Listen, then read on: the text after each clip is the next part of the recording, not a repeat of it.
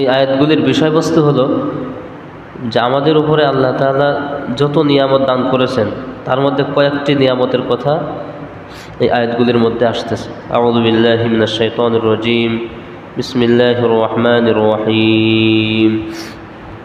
আল্লাহু আনজালা মিনাস সামাই মাআন ফাআহইয়া বিহিল আরদা বা'দা মাউতিহা إن في ذلك لآية لقوم يسمعون وإن لكم في الأنعام لعبرة نسقيكم مما في بطونه من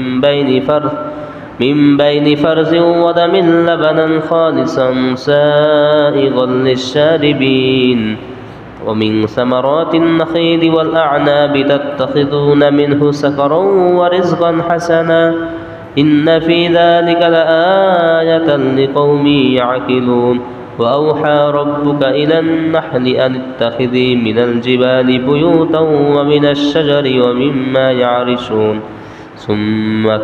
ثم كلي من كل الثمرات فاسلكي سبل ربك ذللا يخرج من بطونها شراب مختلف ألوانه فيه شفاء للناس إن في ذلك لآية لقوم يتفكرون والله خلقكم ثم يتوفاكم ومنكم من يرد إلى أرذل العمر لكي لا يعلم بعد علم شيئا إن الله عليم قدير والله فضل بعضكم على بعض في الرزق فما الذين فضلوا براد رزقهم على ما ملكت أيمانهم فهم في سواء أفبنعمة الله يجحدون والله جعل لكم من أنفسكم أزواجا وجعل لكم من أزواجكم بنين وحفدة ورزقكم من الطيبات